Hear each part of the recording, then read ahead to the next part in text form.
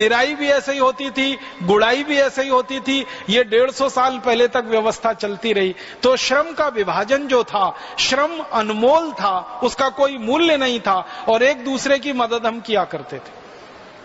और गांव में ये जो सारे कारीगर और श्रम आधारित मजदूर थे, इनके बारे में एक अद्भुत बात पता चली, वो ये कि ये स्वावलंबी तो थे ही सब अपने जीवन में, इज्जत और हैसियत सबकी बराबर थी, सम्मान सबका बराबर था।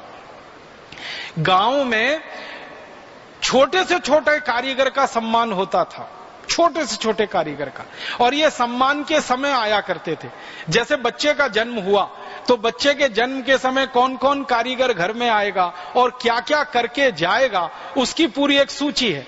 सुनार आएगा, बच्चे का कान छेदन करके चला जाएगा, कान में बाली पहना के चला जाएगा, और फिर उस सुनार का सम्मान घर के लोग करेंगे। फिर इसी तरह से शहद बनाने वाला आएगा, वो बच्चे की जीभ पर एक शहद की बूंद टपका के चला जाएगा, फिर उस शहद बनाने वाले का घर के लोग सम्मान करेंगे। ऐसे करके एक एक तरह से कारीगर आते। दाई आएगी, जिसको आजकल हम ANM कहते हैं ना, वो भारत में पुराने समय की दाइयां हुआ करती थी। तो दाई आएगी, बच्चे का प्रसव कराएगी, प्रसव करने के बदले में उसका जो सम्मान होगा वो घर के सब लोग मिलके करेंगे।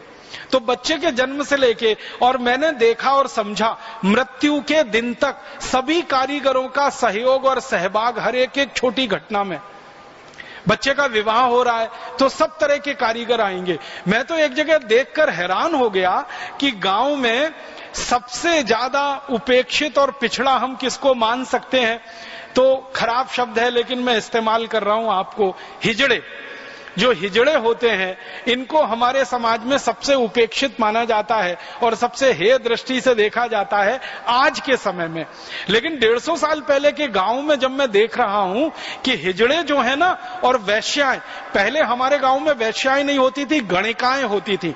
गणिका और वैश्या में जमीन आसमान का अंतर है। वैश्या वो है जो पैसे के लिए शरीर को बेचती है, गणिका वो है जो अपनी कला की साधना करती है ईश्वर की प्राप्ति के लिए।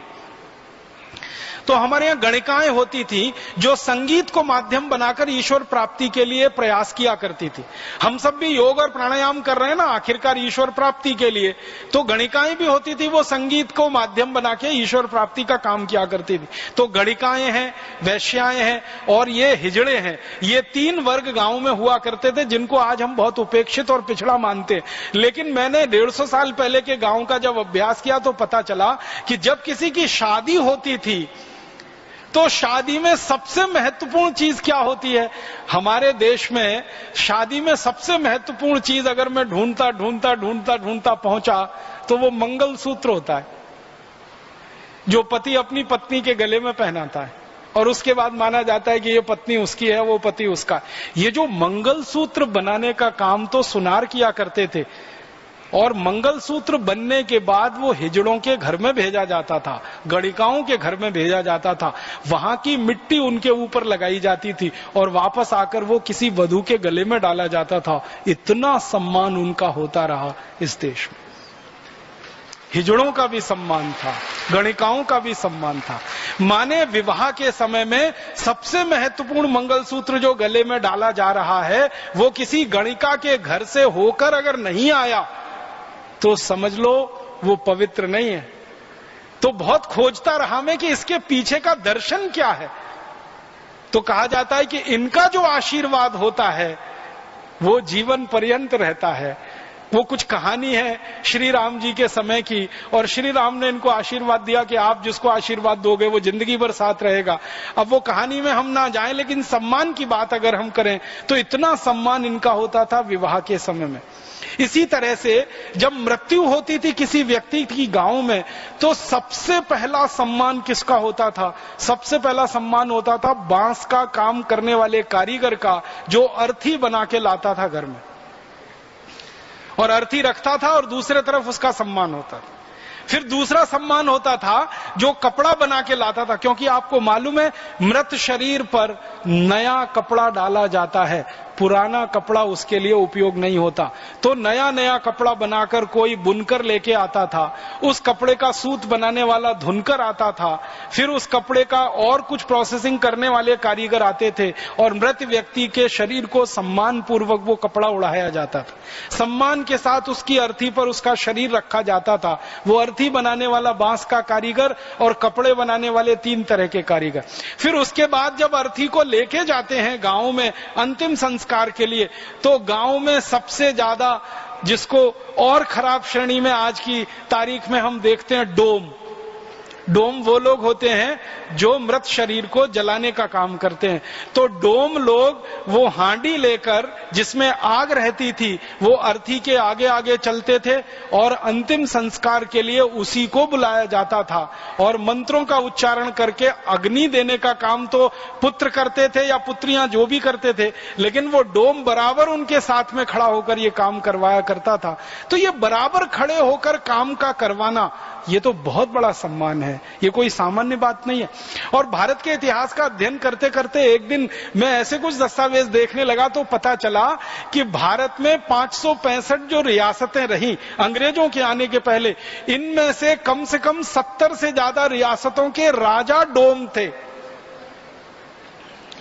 व्यक्तिगत जीवन में वो अर्थी को अंतिम कंधा देते थे, संस्कार करते थे, मृत्यु संस्कार जिसको हम कहें, अग्नि संस्कार कहें, और बाकी के जीवन में राजा थे, निर्णय करते थे, फैसले करते थे, न्याय देते थे।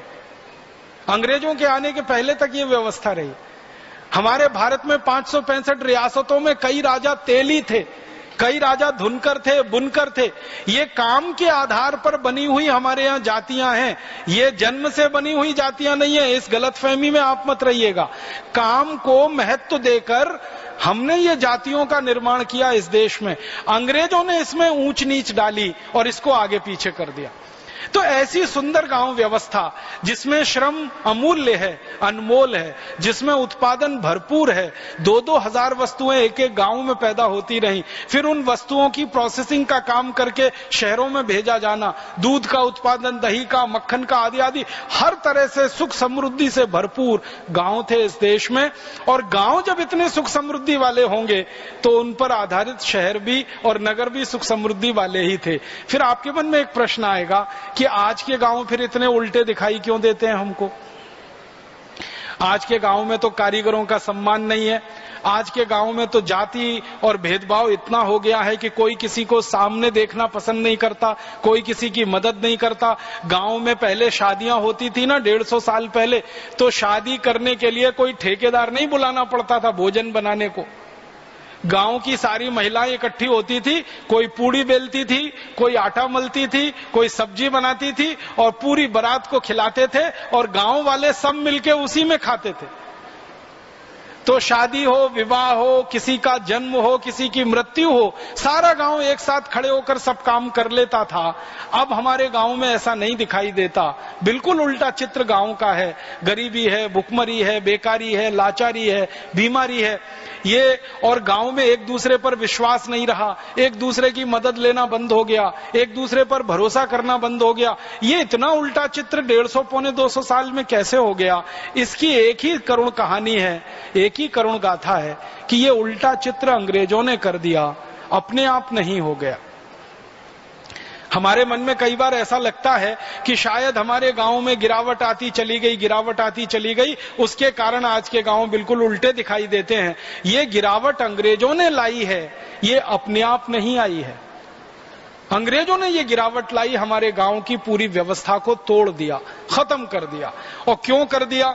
उसका एक कारण है जो सबसे बड़ा कारण है, वैसे तो 20 कारण है, सब नहीं बताऊंगा। एक कारण जो सबसे महत्व का है, जिसको अंग्रेज भी कहते हैं कि ये कारण से हमें भारत की ग्रामीण व्यवस्था को तोड़ना पड़ा।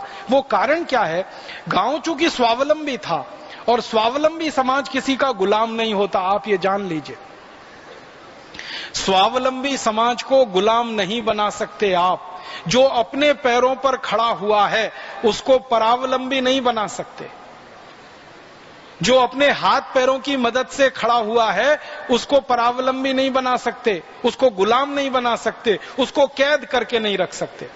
ये अंग्रेजों को समझ में आया। भारत की समाज व्यवस्था का जब उन्होंने अध्ययन किया तब उनको यह समझ में आया कि भारत को तो गुलाम बनाना एकदम असंभव है, संभव ही नहीं है। इसको गुलाम बनाना पड़ेगा तो गांव की जो स्वावलंबी व्यवस्था इसको तोड़ना पड़ेगा। अब स्वावलंबी अर्थव्यवस्था को तोड़ने के लिए अंग्रेजों ने कुछ कानून बनाए जिनके मैं नाम बताता हूं। सबसे पहला कानून अंग्रेजों ने बनाया भारत के ग्रामीण स्वावलंबन को तोड़ने के लिए, उसका नाम है इंडियन सिविल सर्विसेज एक्ट। ये जो इंडियन सिविल सर्विसेज एक्ट है, ये कानून 1860 में बनाया अंग्रेजों ने और अभी 2010 में भी यही कानून चल रहा है। बस इस कानून में भारत सरकार ने आजादी के बाद इतना ही परिवर्तन किया है कि इंडियन सिविल सर्विसेज एक्ट को इंडियन एडमिनिस्ट्रेटिव एक्ट में बदल दिया है। बाकी कॉमा फुल स्टॉप भी नहीं बदला, जो 1860 का अंग्रेजों का बनाया कानून था वैसा ही है। इस कानून के चलते अंग्रेजों ने क्या किया, भारत के गांव पंचायत की जो ताकत थी वो सारी ताकत छीनकर एक अंग्रेज अधिकारी के हाथ में दे दी और उस अंग्रेज अधिकारी का नाम रखा कलेक्टर, जिसको आज हम कहते हैं डिस्ट्रिक्ट मजिस्ट्रेट। हरियाणा में उसको कहते हैं डिप्टी कमिश्नर। तो भारत के कुछ राज्यों में वो डिप्टी कमिश्नर है, कुछ राज्यों में डिस्ट्रिक्ट मजिस्ट्रेट है, कुछ राज्यों में अभी भी कलेक्टर है। ये अंग्रेजों की बनाई गई पोस्ट है जो 1860 में उन्होंने लाई। और इसमें किया क्या कि गांव का जो सरपंच है, गांव की जो न्याय पंचायत है और गांव के संसाधनों को देखने वाली जो समितियां हैं, वो सब कलेक्टर के नीचे होंगी और कलेक्टर इनके ऊपर होगा।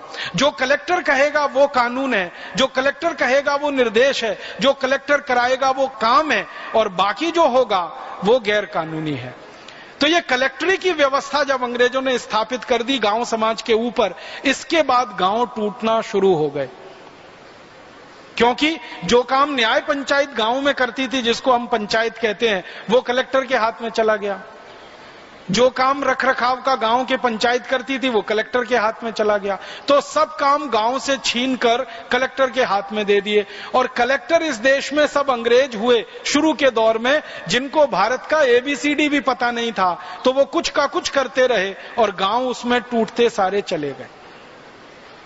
इसी तरह अंग्रेजों ने एक कानून बनाया इस देश में, पब्लिक वर्क्स डिपार्टमेंट एक्ट। एक विभाग है, उसका नाम जानते हैं, PWD।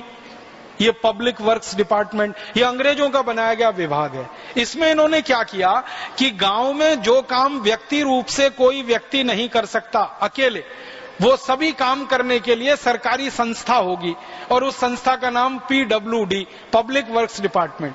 गांव में तालाब बनाना है तो PWD बनाएगा, सड़क बनानी है तो PWD बनाएगा, कुआं खोदना है तो PWD बनाएगा, भवन बनाना है तो PWD बनाएगा। माने जो काम पहले गांव के लोग मिलकर कर लेते थे, कुआं खोदना है तो गांव के लोग खोद लेते थे, तालाब बनाना है तो गांव के लोग बना लेते थे, भवन बनाना है तो गांव के लोग बना लेते थे। अब उस काम को करने के लिए अंग्रेजों ने एक डिपार्टमेंट बना दिया, PWD। और जिस दिन से यह डिपार्टमेंट भारत के अस्तित्व में आया, गांव का सारा ढांचा तहस नहस हो गया। क्योंकि PWD वालों को उतनी होशियारी और उतनी अकल तो है नहीं कि किस गांव की क्या जरूरत है, किस गांव में कुआं बनना है, कहां तालाब बनना है, कहां पर जोहड़ बननी है, कहां पर पोखर बननी है। ये तो सब गांव वाले जानते थे क्योंकि वो वहां रहते थे। PWD वाला दूर कहीं रहता, उसको कुछ पता नहीं। उसने अंट बंट शंट कुछ करना शुरू किया और इस देश का सारा बंटाधार कर दिया गांव की पब्लिक वर्क्स की व्यवस्था को। इसी तरह से अंग्रेजों ने एक कानून बना दिया, IPC, इंडियन पीनल कोड, जिसके आधार पर न्याय होगा। गांव वाले जो अपनी बुद्धि और मन के आधार पर न्याय किया करते थे, वो IPC के आधार पर चला गया। CRPC बना दिया, क्रिमिनल प्रोसीजर कोड, फिर CPC बना दिया, सिविल प्रोसीजर कोड। तो सारी न्याय व्यवस्था जो गांव के पंचों के और सरपंचों के और न्यायिक सदस्यों के हाथ में होती थी और जो धर्म आधारित होती थी, वो सब अंग्रेजी कानून आधारित हो गई। इसी तरह से अंग्रेजों ने एक कानून बना दिया, इंडियन फॉरेस्ट एक्ट। और इस कानून के चलते हुआ क्या कि जो जंगल गांव समाज की संपत्ति होते थे, वो एक झटके में इस कानून के बाद अंग्रेजी सरकार की संपत्ति हो गए। फिर अंग्रेजों ने एक कानून बना दिया, लैंड एक्विजिशन एक्ट। जमीन हड़पने का कानून जो डलहौजी आके कर गया।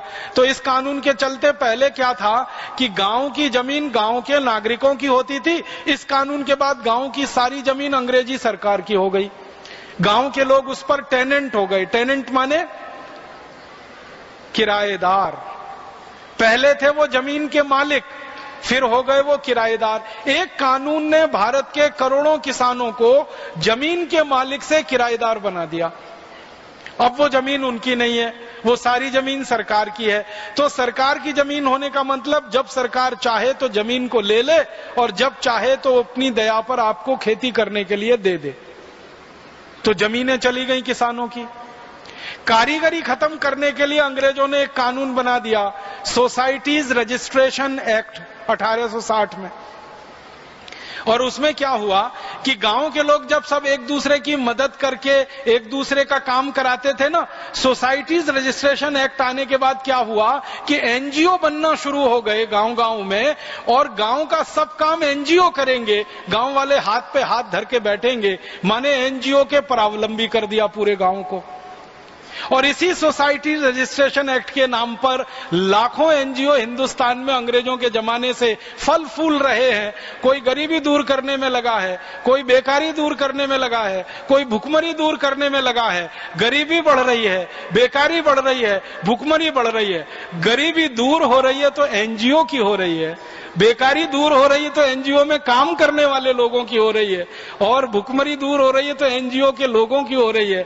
मैंने ऐसे ऐसे एनजीओ देखे हैं इस देश में जिनके चीफ एग्जीक्यूटिव ऑफिसर को 40-40 हजार रुपए महीने का वेतन है और गांव में गरीबी दूर करने के लिए काम कर रहे हैं। 40 हजार का वेतन लेके गांव में गरीबी दूर करने के काम में लगे हुए।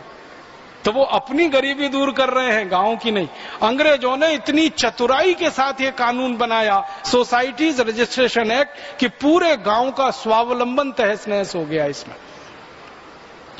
इन कानूनों के चलते भारत के गांव बर्बाद हुए। फिर अंग्रेजों ने गांव को लूटने के लिए कानून बनाए। एक कानून बना दिया लगान का, जितना उत्पादन करो 90% अंग्रेजों को लगान में दो। फिर कानून बना दिया सेंट्रल एक्साइज का कि कोई उत्पादन करो उस पर सेंट्रल एक्साइज भरो 350%। फिर बेचने पे कर लगा दिया, उत्पादन पे कर लगा दिया, आने लाने पे कर लगा दिया। तो तरह तरह के कर के कानून बना के और दूसरे कानून बना के इस ग्रामीण स्वावलंबी अर्थव्यवस्था को अंग्रेजों ने जड़ तक खोद डाला और पूरी तरह से उखाड़कर फेंक दिया। अब उसका दुष्परिणाम यह हुआ कि गांव आज हमें गरीब दिखाई देते हैं, भुखमरी के शिकार दिखाई देते हैं, परावलंबी दिखाई देते हैं। गांव में इतनी दुर्दशा है जितनी हमें कल्पना नहीं है, क्योंकि हम में से कई लोगों ने तो कई गांव देखे नहीं है। मैं तो भारत में पिछले 15 साल से घूम रहा हूं, दक्षिण उत्तर पूर्व पश्चिम। ऐसे ऐसे गांव मैंने देखे हैं जहां के नागरिकों के पास पहनने को 2 कपड़े नहीं है।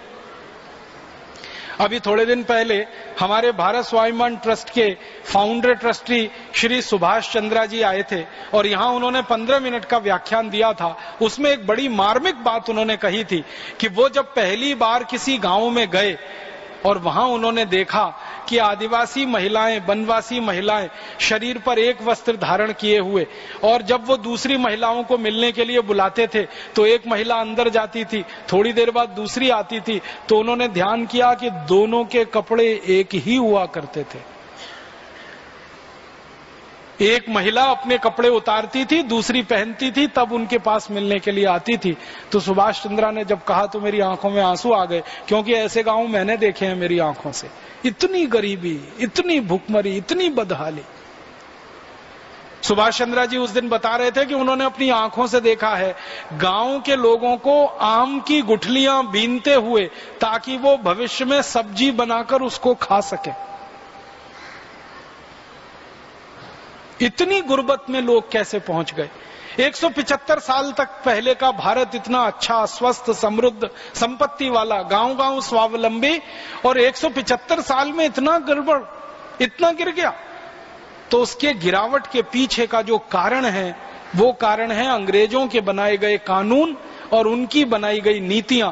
उन कानून और नीतियों के चलते हम नीचे तक गिर गए, गरीब, भुखमरी, बदहाली के शिकार हो गए। अब आता हूं आज की बात पर कि अब हमको फिर हमारे देश के गांव स्वावलंबी बनाने हैं और नगरों को, शहरों को गांव के आधार पर खड़ा करना है। तो गांव स्वावलंबी हो जाएं तो हमारे शहर और नगर भी स्वावलंबी हो जाएंगे, और गांव और शहर स्वावलंबी हो गए तो भारत फिर से स्वावलंबी हो जाएगा।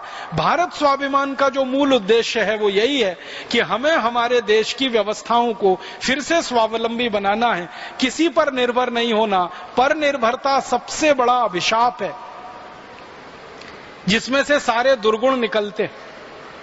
दुनिया के सारे समाजशास्त्री एक बात कहते हैं कि जिन देशों का स्वावलंबन चला जाता है उनकी आजादी कभी भी चली जाती है, और जिनकी आजादी चली जाती है उनका सब कुछ चला जाता है। उनकी समृद्धि चली जाती है, उनकी संपत्ति चली जाती है, उनका ज्ञान चला जाता है, उनका चरित्र चला जाता है, उनकी जिंदगी से हर चीज खत्म हो जाती है जिनकी आजादी चली जाती है। और आजादी जाने का एक सबसे बड़ा कारण है परावलंबन, स्वावलंबन का खत्म होना। तो हम नहीं चाहते कि भविष्य में भारत की आजादी फिर चली जाए, हम नहीं चाहते कि हम अभी भी परावलंबी होकर जिए। हमने 200-250 साल अंग्रेजों का परावलंबन झेला है, अब इसको ज्यादा दिन झेलने की हमें जरूरत नहीं है और गरज नहीं है। अपने समाज को स्वावलंबी बनाना, अपने पैरों पे खड़ा करना। अब अपने समाज को स्वावलंबी बनाना, पैरों पे खड़ा करना, तो ये शुरुआत गांव से ही होगी, क्योंकि अभी भी हमारे देश में आजादी के बाद 6,38,365 गांव हैं, तो गांव को ही पहले स्वावलंबी बनाना पड़ेगा। शहरों की संख्या तो 680 है और गांव 6,38,365 है। तो 6,38,365 की तुलना में 680 तो बहुत छोटी संख्या है। अगर आप निकालेंगे तो 1% से भी नीचे निकलती है। तो शहर तो स्वावलंबी हो ही जाएंगे क्योंकि बहुत थोड़े हैं। गांव को स्वावलंबी हम बना लें, ये हमें काम करना पड़ेगा। अब आप बोलेंगे जी गांव स्वावलंबी हो उसके लिए क्या करना पड़ेगा? तो सबसे पहला काम हमें जो करना पड़ेगा कि गांव जिन कानूनों के चलते परावलंबी हुए हैं उन कानूनों को जड़ मूल से खत्म करना पड़ेगा। और ज्यादा कठोर शब्दों में कहूं तो इन सब कानूनों को आग लगा देनी पड़ेगी जिन कानूनों ने हमारे गांव को परावलंबी बनाया।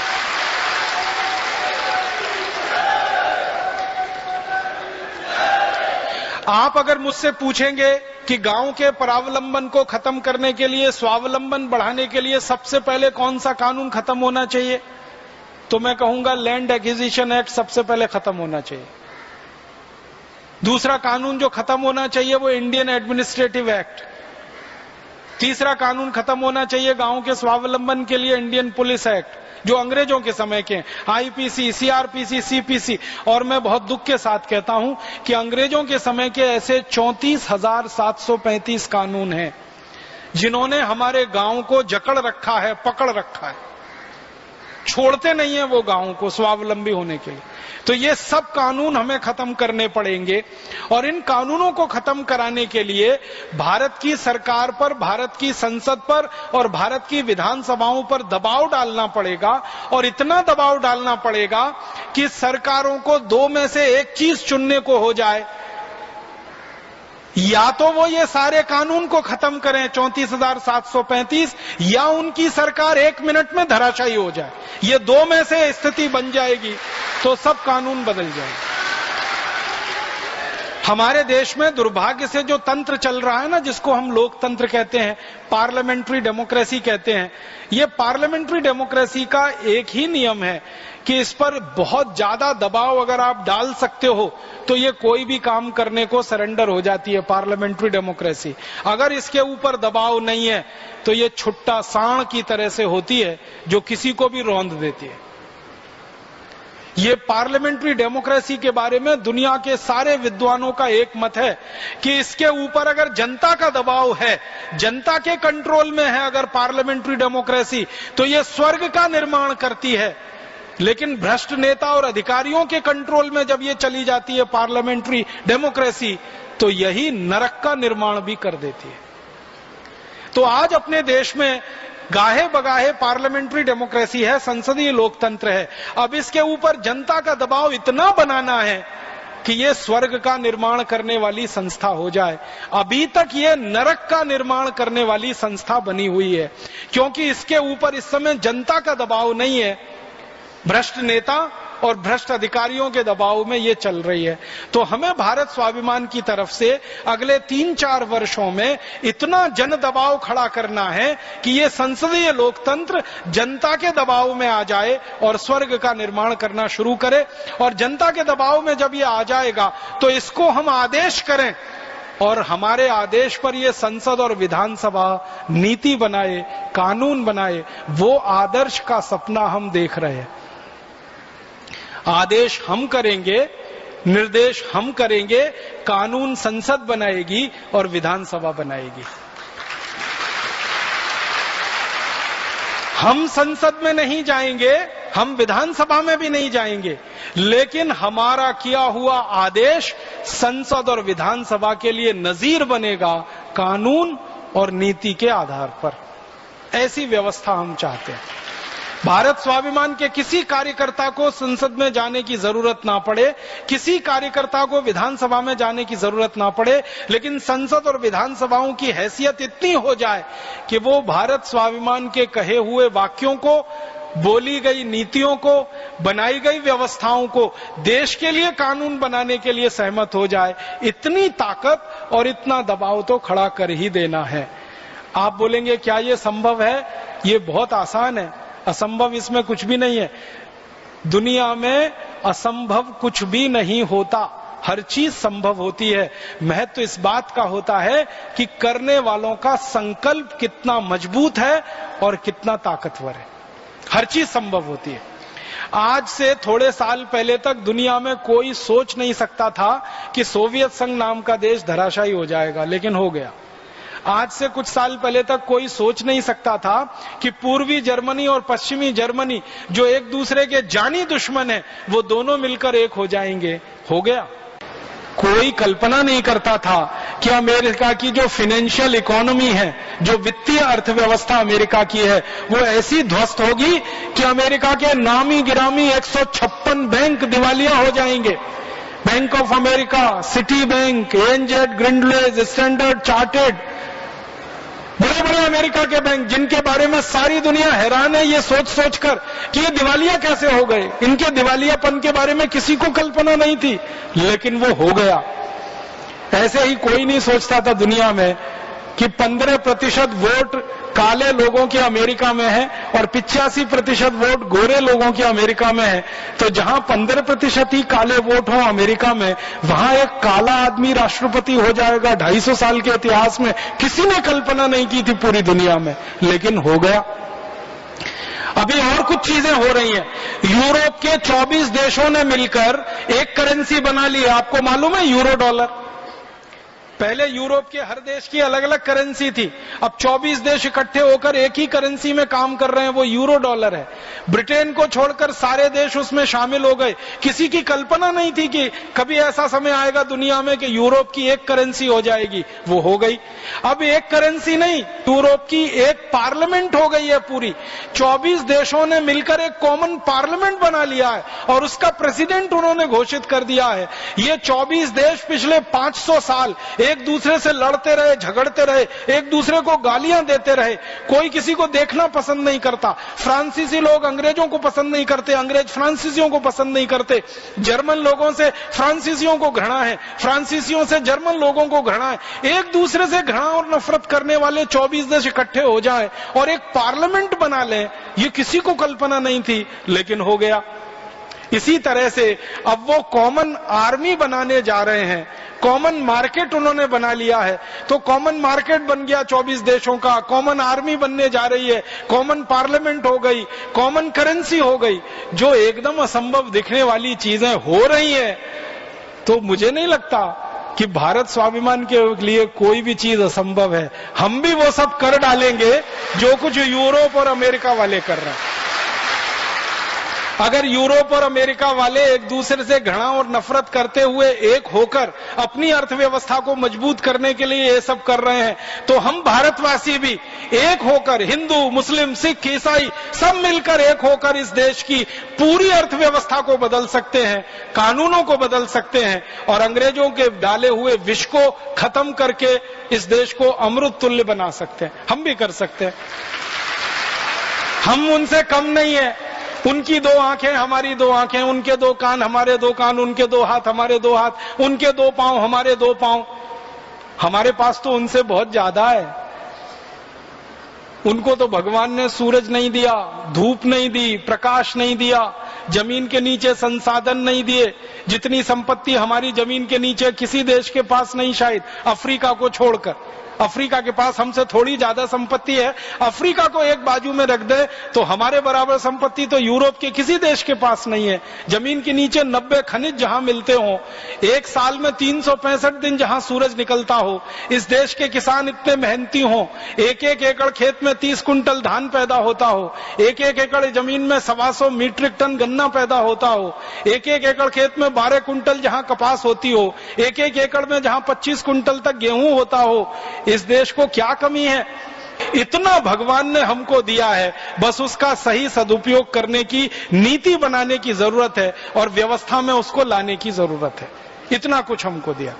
नमक भी हमको पाकिस्तान से लाने की जरूरत नहीं पड़ेगी अब, क्योंकि 2 लाख गांव हमारे देश में समुद्र के किनारे हैं और भरपूर नमक बना रहे हैं और नमक बनाकर हम सबको खिला रहे हैं और बन रहा है। करोड़ों मीट्रिक टन नमक बन रहा है। तो हमारे देश को फिर से स्वावलंबी बना के अपने पैरों पे खड़ा कर देना है। जैसे दुनिया के देश खड़े हो रहे हैं वैसे ही हम खड़े होंगे। तो अब आप बोलेंगे ये शुरुआत हम कहां से करें? शुरुआत हमारी होगी अंग्रेजों के बनाए गए कानून से। ये कानून हटते ही हमारा काम शुरू हो जाएगा। अब पहला कानून अगर हम ये लैंड एक्विजिशन एक्ट का बदल दें तो जमीन का बंटवारा भारत के किसानों में हो सकता है। अभी हमारे पास करीब करीब 34 करोड़ हेक्टेयर जमीन है पूरे देश में। इसमें से करीब 18 करोड़ हेक्टेयर जमीन पर हम खेती करते हैं। बाकी जमीन हमारी या तो जंगल के नीचे है या तो ऊसर भूमि है जिस पर खेती नहीं हो सकती। तो ऊसर भूमि है और जंगल के नीचे है। जंगल के नीचे वाली जमीन को भारत सरकार ने ले रखा है। किस कानून के आधार पर? इंडियन फॉरेस्ट एक्ट, और एक दूसरा कानून है फॉरेस्ट कंजर्वेशन एक्ट। ये 2 कानून के आधार पर जंगल की सारी जमीन सरकार की है। इन 2 कानूनों को बदलना है बस। और बदल के क्या करना है कि जंगल के नजदीक में जो जो गांव हैं उन सब गांवों की सामूहिक हिस्सेदारी उस जमीन की है जो सरकार ने फॉरेस्ट कवर के रूप में ले रखी है। कानून बदलते ही चमत्कार होगा इस देश में। आप बोलेंगे क्या? जैसे ही आप ये कानून बनाएंगे कि गांव जो जंगलों के नजदीक हैं उनकी सामूहिक हिस्सेदारी उस जमीन पर है, तो जमीन का हिस्सा जब गांव वालों का हो जाएगा तो उस जमीन पर वो सब कर डालेंगे जिसकी कल्पना आपने नहीं की। इतना वो कर डालेंगे क्योंकि हमारे देश में जंगलों के नजदीक जो रहने वाले लोग हैं ना वो सब वनवासी हैं। दुर्भाग्य से हम सब उनको आदिवासी कहते हैं। आदिवासी तो हम सभी हैं, वो वनवासी हैं। हम वन में नहीं रहते, वो जंगल में रहते। तो ये जो वनवासी लोग हैं इनके कंट्रोल में, इनके अधिकार में जैसे ही जमीन आएगी तो उनको इतना ज्ञान है जड़ी बूटियों को लगाने का, उनको इतना ज्ञान है फल फूल पैदा कराने का, उनको इतना ज्ञान है अनाज के उत्पादन को बढ़ाने का, और उनके तरीके से वो सब ज्ञान का भरपूर उपयोग करेंगे और इस पूरी ऊसर जमीन को एक हरा भरा, एक बहुत सुंदर व्यवस्थित या तो खेत बना देंगे या जंगली बना देंगे। ऊसर नहीं रहेगी। आप बोलेंगे जी ऊसर जमीन को कैसे किया जा सकता है? बहुत आसान काम है। ऊसर जमीन को ठीक करने के कोई मुश्किल रास्ते नहीं है। बहुत आसानी से भारत की 17 करोड़ हेक्टेयर ऊसर जमीन को उपजाऊ बना सकते हैं। बस इतना ही करना है। गाय का गोबर, भैंस का गोबर, बैल का गोबर, गाय का मूत्र, भैंस का मूत्र, बैल का मूत्र, माने जानवरों का जो गोबर है मल और जानवरों का जो मूत्र है, इसको एक निश्चित अनुपात में, जिसको अंग्रेजी में कहते हैं रेशियो प्रोपोर्शन, एक निश्चित अनुपात में मिलाकर ऊसर जमीन पर 3 साल तक डालते रहना है। चौथे साल में वो जमीन सोना पैदा करने लगेगी, क्योंकि ये करके देख लिया गया है इस देश में। हमारे देश के हजारों किसानों ने यह परीक्षण किया है कि जिस जमीन पर घास का तिनका नहीं उगता उस जमीन पर गाय का गोबर, गाय का मूत्र लगातार मिलाकर 3 वर्ष तक छिड़कते रहने पर उसी जमीन में सबसे ज्यादा उत्पादन हो जाता है। आप बोलेंगे जहां पत्थर है वहां भी उत्पादन हो जाता है, पत्थर वाली जमीन में इतना भरपूर आम आता है और इतना भरपूर आंवला पैदा होता है कि आप हैरान हो जाएंगे। जो जमीन में पत्थर ज्यादा है ना, वहां आयरन बहुत है, लोहा बहुत है, और जिस जमीन में लोहा बहुत होता है ना, वहां आम और आंवले जैसे सैकड़ों फल भरपूर पैदा होते हैं। तो हम हमारे देश की जो बची हुई 17 करोड़ हेक्टेयर जमीन को उपजाऊ बनाकर गांव के लोगों को स्वावलंबन दे सकते हैं और वनवासी लोगों को धन धान्य से समृद्ध कर सकते हैं। वहां जड़ी बूटियां उगाई जा सकती हैं, फलों का उत्पादन किया जा सकता है और उसमें बहुत सारा अनाज भी पैदा हो सकता है। उस जमीन को सुधारने का काम अगर हम कर पाए तो आप बोलेंगे ये काम कौन करेगा? पहले कानून बदलना है, फिर ये काम करेंगे हम सब मिलके। भारत स्वाभिमान का अभी हमारी कल्पना है हर गांव में एक योग शिक्षक होगा अगले 2-3 वर्षों में। तो 6,38,365 गांव में एक एक योग शिक्षक हो जाएगा। उस योग शिक्षक को ऊसर जमीन सुधारने की ट्रेनिंग यहां हम देंगे और वो ट्रेनिंग लेके गांव में जाएगा और गांव के लोगों को इकट्ठा करके छोटी छोटी बातें बताएगा और वो जमीन को हम पूरी तरह से उपजाऊ बना लेंगे। ये मुश्किल से 3 साल का काम है। परिणाम जानते हैं क्या होगा? अभी हमारे देश में 21 करोड़ टन अनाज पैदा होता है जितनी भूमि पर हम खेती करते हैं, फिर दुगनी भूमि हमारे पास हो जाएगी तो 42 करोड़ टन अनाज तो हम ऐसे ही पैदा कर लेंगे। और 42 करोड़ टन अनाज पैदा हो गया तो दुनिया के 50 देशों के एक एक भूखे आदमी का पेट हम आराम से उस अनाज से भर देंगे। कोई 50 देशों में भूखा नहीं सोएगा, इतना अनाज हमारे पास होएगा। और उस अनाज को बेचकर विदेशी मुद्रा कमाएंगे और उस विदेशी मुद्रा से देश के संसाधनों को बढ़ाएंगे। हम खाएंगे, पहले अपना पेट भरेंगे। वो खीर का उदाहरण याद रखना, खीर पहले घर के लिए खाने को होती है, बचे तो पड़ोसियों को खिलाई जाती है। अभी 21 करोड़ टन अनाज देश के लिए होता है, फिर 42 करोड़ टन हो जाएगा, हम दूसरों को भी देंगे, अपना पेट भर के दूसरों का पेट भरेंगे। और भारत तो भूमि ही है पेट भरने वालों की, पेट भरवाने वालों की, ये तो भूमि है, भगवान ने दिया ऐसा। तो फलों का उत्पादन बढ़ा सकते हैं, अनाज का उत्पादन बढ़ा सकते हैं। और इस जमीन को उपजाऊ बनाने के लिए एक छोटा सा काम और करना पड़ेगा। भारत देश में अंग्रेजों के जमाने का एक कानून चला आ रहा है और वो कानून जानवरों को कत्ल करने का कानून है। जानवरों को कत्ल किया जाता, आपको मालूम है कानून के हिसाब से। और हर साल इस देश में 10 करोड़ जानवर काट दिए जाते हैं। गाय, बैल, भैंस, बकरे, बकरी 10 करोड़। और मुर्गे मुर्गी कितने काटे जाते हैं उसका तो सरकार को भी मालूम नहीं। तो 10 करोड़ जानवरों को हर साल हम काट देते हैं। काटने का कारण क्या है? उनको काटकर मांस पैदा होता है, गाय का मांस, बैल का मांस, भैंस का मांस, बकरे बकरी का मांस। वो मांस दूसरे देशों में निर्यात किया जाता है। निर्यात करके हम कुछ विदेशी मुद्रा लेके आते हैं और उस विदेशी मुद्रा से डीजल और पेट्रोल खरीदकर अपनी गाड़ियां चलाते हैं। तो सरकार बार बार एक कुतर्क देती है कि जानवरों को काटना बंद नहीं किया जा सकता, क्योंकि हमें मांस निर्यात करके जो विदेशी मुद्रा मिल रही है वो विदेशी मुद्रा हम छोड़ नहीं सकते, क्योंकि उससे हमको डीजल पेट्रोल खरीदना है। और ये डीजल पेट्रोल हर साल इसका उपभोग बढ़ता ही जा रहा है, कंजम्पशन बढ़ता ही जा रहा है, इसलिए जानवर कटना बहुत जरूरी है। इस कुतर्क के आधार पर 63 वर्षों से लगभग 10 करोड़ जानवर हर साल कट रहे हैं। अब आप सोचो, हर साल जिस देश के 10 करोड़ जानवर कटें तो उस देश का तो सारा धन खत्म हो रहा है। आप जानते हैं जानवरों की कीमत क्या है? जानवर हमारे ऐसे अद्भुत जीव हैं जिनको भगवान ने पता नहीं ऐसा विशेष बनाया है। मैंने आपसे थोड़ी देर पहले कहा ना, ऊसर जमीन को उपजाऊ बनाना है, बंजर जमीन को उपजाऊ बनाना है, तो उसमें सबसे बड़ी चीज है वो गोबर है। गाय का हो, बैल का हो, भैंस का हो, जानवरों का हो। और दूसरी सबसे बड़ी चीज है वो मूत्र है। तो गोबर और मूत्र देने वाले तो जानवर हैं और इन जानवरों की मदद से हम हमारे देश की 17 करोड़ हेक्टेयर जमीन को अगर उपजाऊ बना सकते हैं तो इन जानवरों की कीमत तो बहुत बड़ी है। हम इनको काटें क्यों? इनको जिंदा रखें, क्योंकि जानवर कट गया तो खत्म खेल उसका। लेकिन वो जिंदा है तो कम से कम 20 साल तक गोबर देगा, मूत्र देगा, क्योंकि सामान्य रूप से गाय और भैंस की जो उम्र है हमारे देश में वो 20 वर्ष तक है। 20 वर्ष वो जिंदा रहेगा तो गोबर देगा, मूत्र देगा। उसके गोबर और मूत्र का उपयोग करके हम जो खाद बनाएंगे वो 17 करोड़ हेक्टेयर जमीन को उपजाऊ करेगा, क्योंकि 17 करोड़ हेक्टेयर जमीन को उपजाऊ करने के लिए दुनिया के किसी देश के पास कोई केमिकल नहीं है। हमारी सरकार झक मार के परेशान हो चुकी है। 63 साल में भारत सरकार ने दुनिया भर के इतने देशों को यह कहा कि भारत की ऊसर और बंजर जमीन को उपजाऊ बनाने के लिए कोई हमको केमिकल दे दो। दुनिया के देशों ने कई तरह के केमिकल हमें दिए। एक जिप्सम नाम का केमिकल आता है, बाहर के देशों से हम आयात करके जमीन पे छिड़कते हैं, थोड़ा उत्पादन उससे बढ़ जाता है, थोड़े दिन में फिर वहीं पहुंच जाता है।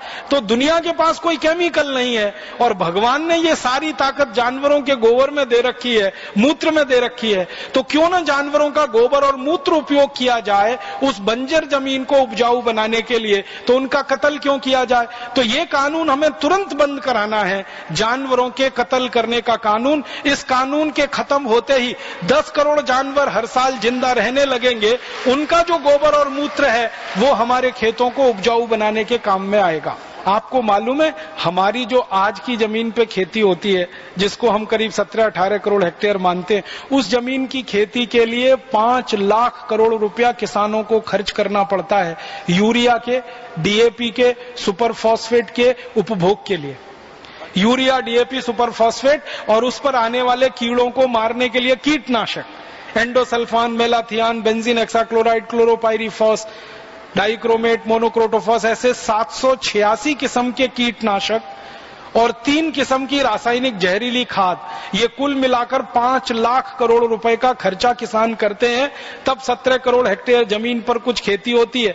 और ये इसलिए हो रही है खर्चा क्योंकि गोबर और गोमूत्र उपलब्ध नहीं है किसानों के पास, क्योंकि जानवर कट रहे हैं जो गोबर और गोमूत्र दे रहे हैं। तो इन जानवरों का कत्ल अगर हमने रोक लिया तो ये 5 लाख करोड़ का जो यूरिया, डीएपी और हमें एंडोसल्फान छिड़कना पड़ रहा है, इसकी बचत हो जाएगी और बची हुई 17 करोड़ हेक्टेयर जमीन के लिए और खाद हो जाएगा। इतना बड़ा स्वावलंबन पूरे देश में आ जाएगा। जानवरों को कत्ल करने से बचाएं और इस कानून को बदलवाएं। और जब उत्पादन होगा ना, उस उत्पादन का मूल्य भी 5 से 10 लाख करोड़ तक तो हो ही जाएगा। तो अभी हम जो अन्न का उत्पादन कर रहे हैं वो 2 गुना हो सकता है, उसका मूल्य 2 गुना हो सकता है, उसका निर्यात हम दुनिया भर में करके भूखों का पेट भर सकते हैं, क्योंकि हमारी जरूरत का पूरा होने के बाद हम किसी को भी दे सकते हैं। कई तरह से देश की समृद्धि बढ़ने का काम हो सकता है। 2 कानून के खत्म होते ही, land acquisition act, Indian forest act और जानवरों को कत्ल करने का कानून, ये 3 कानून बदलते ही काम शुरू हो जाए। तो कानून बदलने के लिए तो परम पूजनीय स्वामी जी और जो केंद्रीय टीम है वो सरकार को लगातार दबाव डालती रहेगी अगले 4-5 वर्षों तक। आपको क्या करना है, आप उस दबाव को बढ़ाने के लिए सदस्यों की भर्ती करते जाइए। ये काम आपको करना है। सरकार से बात करनी है, मंत्री को कन्विंस करना है, संसद को कन्विंस करना है, विधानसभाओं को कन्विंस करना है, मुख्यमंत्रियों को बताना है। ये सब काम हमारे जिम्मे है, हम कर लेंगे इसको। लेकिन ये सब काम करने के लिए जो ताकत चाहिए वो आपकी है, करोड़ों करोड़ों भारत स्वाभिमान के सदस्यों की है। क्योंकि जैसे ही किसी प्रधानमंत्री के सामने हम ये कहेंगे कि देखिए जी ये 3-4 कानून हमें बदलवाने हैं, और हम ये नहीं कह रहे हैं, 5 करोड़ भारत स्वाभिमानी ये कह रहे हैं, 10 करोड़ भारत स्वाभिमानी ये कह रहे हैं, 20 करोड़ कह रहे हैं, तो प्रधानमंत्री को तो कुर्सी सहित भवन हिल जाएगा, चिंता मत करिए। और उनको बहुत विनम्रता पूर्वक हम कहेंगे कि आपको भूतपूर्व होना है कि अभूतपूर्व। अभूतपूर्व होना चाहते हैं तो ये कानूनों को बदल दीजिए जो अंग्रेज हमारे सिर पे बिठा के चले गए। आपका नाम आने वाले इतिहास में स्वर्ण अक्षरों में लिख जाएगा। और जो भूतपूर्व होना चाहते हैं तो अभी हमको मना कर दीजिए, फिर हम 20 करोड़ लोग दिखा देते हैं अपनी ताकत कि आपको कितनी जल्दी हम भूतपूर्व बना दें। और एक प्रधानमंत्री को आपने भूतपूर्व कर दिया तो आने वाला हर प्रधानमंत्री डरेगा आपसे कि इनकी तो ताकत भूतपूर्व करने की है, इनसे डर के रहो, बच के रहो, जैसा कह रहे हैं वैसा करते रहो। तो कानून बदल जाएगा, नीतियां बदल जाएंगी, व्यवस्था बदल जाएगी। तो आपको ताकत बढ़ानी है। और ये ताकत कैसे बढ़ेगी? ये ताकत बढ़ाने का एक काम आप करिए, हर दिन 2, 5, 10, 20 लोगों को भारत स्वाभिमान से जोड़ते जाइए। आप जुड़ गए, अब आपके पड़ोसी जुड़े, फिर मोहल्ले के लोग जुड़े, फिर गांव के लोग जुड़े, फिर शहर के जुड़े, जिले के, तहसील के, सब लोग जुड़ते ही जाएं, जुड़ते ही जाएं, जुड़ते ही जाएं। हमारी ताकत बढ़ती ही जाए, बढ़ती ही जाए। ज्यादा नहीं कहता, मैंने तो हिसाब भी जोड़ रखा है। जिस दिन 5 करोड़ भारत स्वाभिमानी इकट्ठे हो गए प्रत्यक्ष रूप से, उस दिन 50 करोड़ भारत आपके साथ जुड़ गया अप्रत्यक्ष रूप से। क्योंकि एक व्यक्ति कम से कम 10 लोगों से जुड़ा हुआ होता है अपने समाज में। 50 करोड़ लोग अप्रत्यक्ष, 5 करोड़ प्रत्यक्ष, इतने ही पर्याप्त हैं 34,735 अंग्रेजों के काले कानूनों को बदलने के लिए। तो अब आप हिसाब लगा के जाइए कि हम में से एक एक को क्या क्या करना है और कितनी ताकत से काम करना है। तो ये कानून बदलते ही गांव के स्वावलंबन का काम हम शुरू करेंगे। फिर और एक कानून हमें बदलना है इस देश में। थोड़ा आगे बढ़ता हूं कि हमारी कृषि व्यवस्था में बहुत सारी ऐसी चीजें पैदा होती हैं जिनका हम गांव में ही मूल्यवर्धन करें। अंग्रेजी में हम उसको कहते हैं वैल्यू एडिशन। गांव में ही मूल्यवर्धन करें और उनको बाजार में बेचें। अभी क्या हो रहा है, अंग्रेजों की समय की नीति चली आ रही है इस देश में कि गांव में जो प्राथमिक वस्तुएं पैदा होती हैं, जिसको हम कच्चा माल कहते हैं, वो हम निर्यात करते हैं, एक्सपोर्ट करते हैं और दूसरों को बेचते हैं। कच्चा माल बेचना अपने आप को फांसी लगाने के जैसा है। हम कच्चा माल बेचते हैं, क्या बेचते हैं? कपास बेच देते हैं दूसरे देशों को। हम लोहे का अयस्क बेच देते हैं दूसरे देशों को। हम बॉक्साइट बेच देते हैं, बॉक्साइट माने एल्यूमिनियम बनाने वाला अयस्क, वो हम बेच देते हैं। हम कॉपर का ओर बेच देते हैं दूसरे देशों को। तो 90 किस्म के बेशकीमती खनिजों को सीधा खोद कर दूसरों को बेच देते हैं हर साल। ये बेचना हमें बंद करना है। एक नीति बनानी है पूरे देश में और उसके आधार पर कानून गढ़ना है। नीति क्या बनानी है कि भारत से कोई भी कच्चा माल बिकने को विदेश में नहीं जाएगा। जो भी हम बेचेंगे पक्का माल बना के बेचेंगे। हम कपास नहीं बेचेंगे, कपास से कपड़ा बनाएंगे खादी का और उसे बेचेंगे। हम आलू नहीं बेचेंगे, आलू से चिप्स बनाएंगे और 500 रुपए किलो बेचेंगे उसे। आलू तो बिकता है 5 रुपए किलो, 10 रुपए किलो, और वही आलू का चिप्स बनाकर आपको मालूम है अमेरिका की कंपनियां भारत में बेच देती हैं 500 रुपए किलो। देखा है वो पैकेट आता है, uncles chips, Ruffles chips, Hostess का, टॉप रेमन का। वो आलू के चिप्स का पैकेट खोलो तो आधे से ज्यादा तो हवा निकलती है उसमें। और आलू के चिप्स अगर गिनोगे ना तो 15 से ज्यादा नहीं निकलते, और वो पैकेट 15 रुपए का आता है। ऐसी लूट मची हुई है। आलू बेचो 5 रुपए किलो, आलू का चिप्स 500 रुपए किलो, 700 रुपए किलो। तो क्यों बेचे हम आलू? भारत में 1,90,000 गांवों में आलू होता है और भरपूर होता है। और ये भारत की जलवायु और भूमि ऐसी है जो आलू के लिए बहुत उपयुक्त है। तो जब 1,90,000 गांव में आलू हो रहा है तो उस गांव से आलू हम खाएंगे सब्जी के रूप में। जितना आलू बचेगा उसका चिप्स गांव में ही बनवाएंगे, क्योंकि गांव में हर माँ, हर बहन, हर बेटी और हर भाई आलू का चिप्स बनाना जानता है, क्योंकि इसको बनाने में कोई मशीन नहीं लगती, ये तो हाथ का काम है। हमने देखा है होली के समय इस देश की सभी माताएं आलू का चिप्स बना लेती हैं। कोई गांव में दिवाली के समय बना लेती हैं, साल भर का बना के इकट्ठा करके रख लेती हैं। उन माताओं के हाथ में ऐसा जादू और हुनर है कि जो आलू सबसे जल्दी सड़ता है उसको चिप्स बना के वो 1-1 साल तक घर में रख लेती हैं, नॉर्मल टेम्परेचर पर, फ्रिज में भी नहीं रखना पड़ता। इतना हुनर अगर हमारी माताओं के हाथ में है, बहनों के हाथ में है, क्यों ना देश के लिए उसका सदुपयोग किया जाए। तो गांव गांव आलू का चिप्स बनाने का गृह उद्योग चलाया जाए। आलू हर गांव में है, चिप्स वहीं बने, पैकेट में वहीं भरा जाए और अमेरिका में बिके, यूरोप में बिके। खाओ भारत का आलू का चिप्स। अभी तक वो हमें खिला रहे हैं, फिर हम खिलाएंगे उनको। आप बोलेंगे जी हम नहीं खाएंगे क्या आलू का चिप्स? परम पूजनीय स्वामी जी मना करते हैं मत खाओ इसको। तो हम नहीं खाएंगे, क्योंकि अपना फैट क्यों बढ़ाएं, अपना कोलेस्ट्रॉल क्यों बढ़ाएं? जिनका बढ़ना है उनका बढ़े, अमेरिका वालों का बढ़ना है तो बढ़े, यूरोप वालों का बढ़ना, क्योंकि उनके पास आलू के अलावा है ही नहीं कुछ और खाने को। आपको मालूम है अमेरिका में जो सबसे बड़ा और यूरोप में जो सबसे बड़ा खाद्य पदार्थ है ना, वो आलू ही है। और दूसरी चीज है प्याज, तो आलू में प्याज मिला के खाते हैं, प्याज में आलू मिला के खाते हैं, और कुछ है ही नहीं, इतने गरीब हैं बेचारे, दो के अलावा कुछ है ही नहीं खाने को। तो जिनको खाना है आलू का चिप्स वो खाएंगे, हमको नहीं खाना है तो सब निर्यात ही कर देंगे। अपने पास तो आलू के अलावा बहुत कुछ है खाने के लिए, और हम आलू इसलिए नहीं खाएंगे कि क्योंकि योगी हो गए हैं, प्राणायामी हो गए हैं। योग और प्राणायाम मना करता है, क्योंकि आलू खाओगे गोल गोल हो जाओगे, फिर मुश्किल आएगी। तो हम तो लौकी खाएंगे, करेला खाएंगे, टमाटर खाएंगे, कुछ और खाएंगे, आलू दूसरों को खिलाएंगे, वो भी आलू के रूप में नहीं, चिप्स बना के।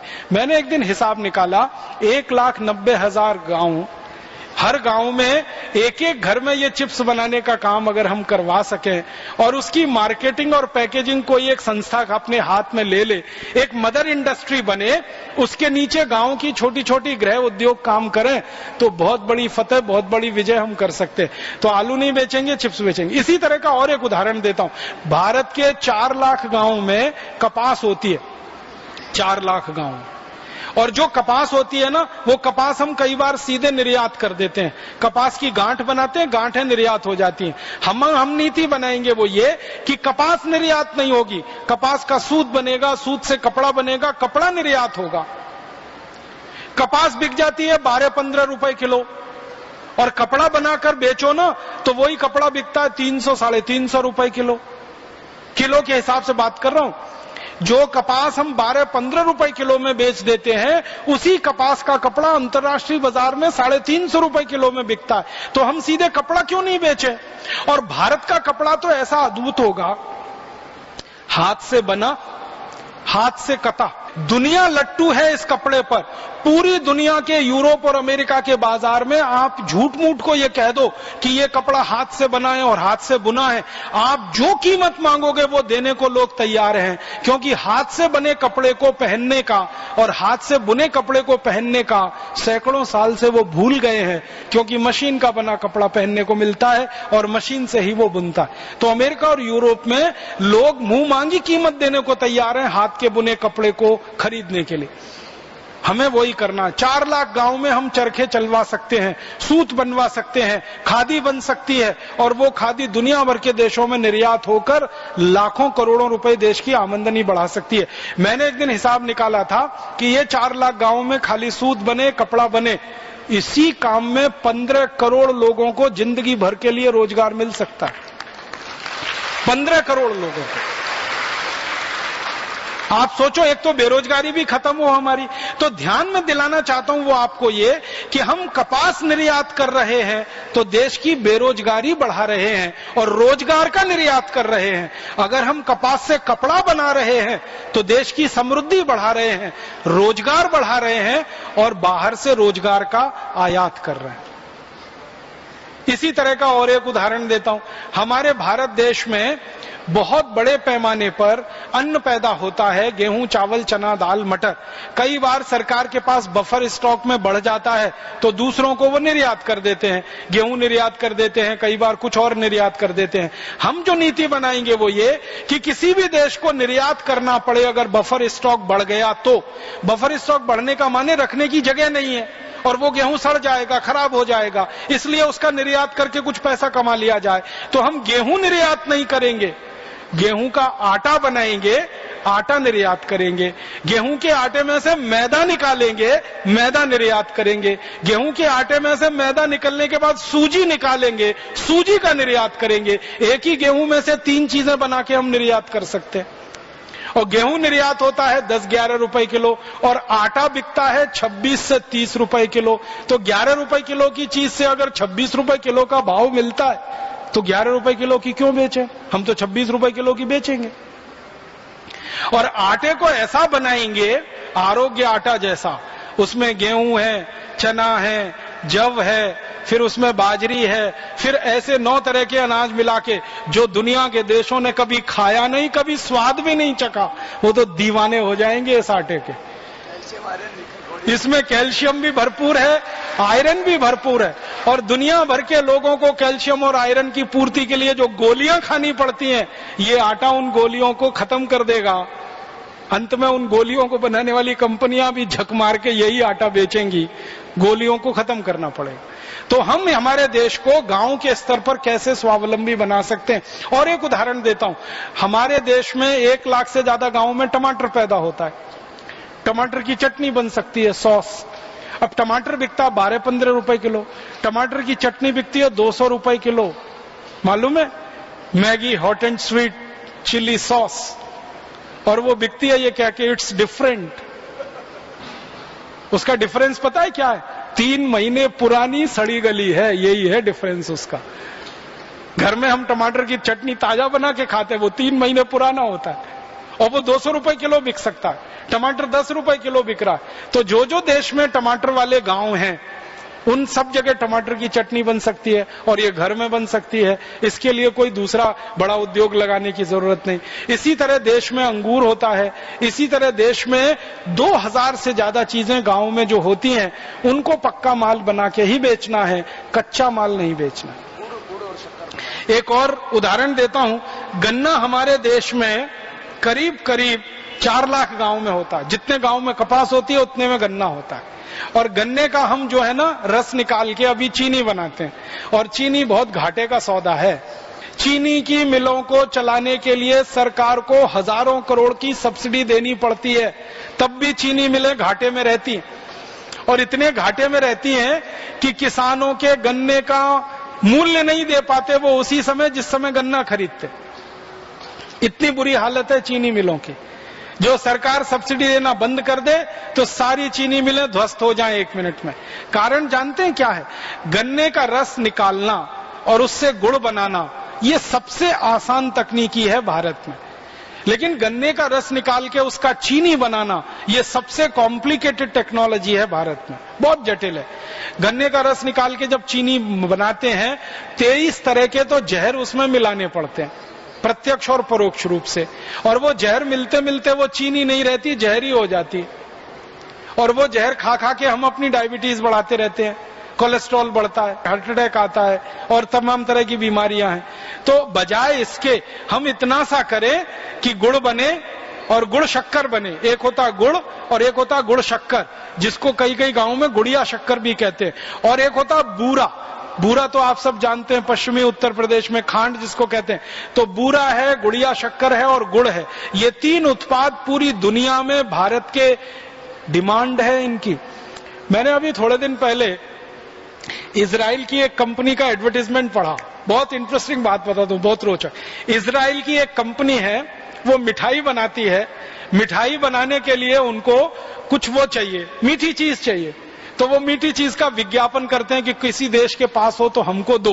तो उनका विज्ञापन पता है कैसे आता है? वो कहते हैं हमको एवोपरेटेड शुगर केन जूस चाहिए। ये शब्द फिर से सुनो ध्यान से, एवोपरेटेड शुगर केन जूस चाहिए। इसका सीधा मतलब है गुड़ चाहिए। एवोपरेटेड माने जिसमें से पानी निकल गया, और जिस शुगर केन जूस में से पानी निकल गया तो बचेगा क्या? गुड़ ही तो बचेगा। तो वो सीधे नहीं कहते कि गुड़ चाहिए, वो कहते हैं एवोपरेटेड शुगर केन जूस चाहिए। उनकी वेबसाइट पे उन्होंने डाल रखा है। मैंने कई किसानों से कहा कि ये एवोपरेटेड शुगर केन जूस नहीं बना सकते? कहने लगे भैया ये तो अपने बस की बात नहीं है, हम नहीं बना सकते। मैं पूछा क्यों? उन्होंने कहा ये तो कुछ बड़ी भारी चीज है, इसको बनाने के लिए तो बहुत बड़ी मशीन लगेगी और करोड़ों रुपए लगेगा, बैंक हमको कर्जा नहीं देती, हमारे पास इतना पैसा नहीं, हम तो नहीं दे सकते। तो मैंने कहा गुड़ दे सकते हो? उन्होंने कहा हाँ ये तो दे सकते, जितना मांगो उतना दे सकते। 1 kilo, 10 kilo, 20 kilo, 100 quintal, 200 quintal, 1 ton, 2 ton, 1000 ton, जितना बोलो उतना गुड़ दे सकते हैं। मैंने कहा भैया ये एवोपरेटेड शुगर केन जूस का माने ही गुड़ है। कहने लगे अच्छा। मैंने कहा हाँ, ये अंग्रेजी का घन चक्कर है, बस और कुछ नहीं। हमारे किसानों को अंग्रेजी में बड़े बड़े शब्द बोलो तो उनको लगता है ये तो बड़ी भारी आफत है, और सीधे सीधे कहो गुड़ बनाना है, वो तुरंत बना देंगे। और ये गुड़ इजराइल को चाहिए, और जो खरीदने वाली कंपनी है ना, उन्होंने रेट दिया है कि हम 65 रुपए किलो से लेकर 170 रुपए किलो तक खरीद सकते हैं। 65 रुपए किलो से लेकर 170 रुपए किलो तक खरीद सकते हैं, हमको कोई दे, बस शर्त इतनी है कि ऑर्गेनिक हो, माने उस गन्ने को पैदा करने में यूरिया न डाला गया हो, डीएपी न डाला गया हो, बस इतनी सी बात है। तो हम तो कर सकते हैं ये काम, बस इसके लिए कानून बदल करना है। आप बोलेंगे कानून क्या है? अंग्रेजों के जमाने में सबसे पहली चीनी मिल लगी थी इस देश में, और चीनी का उत्पादन अंग्रेजों ने शुरू कराया था। उस समय उन्होंने शुगर के लिए कानून बना दिया था। कानून ये है कि किसान कई इलाकों में गुड़ नहीं बना सकता, कानूनी पाबंदी है उस पर।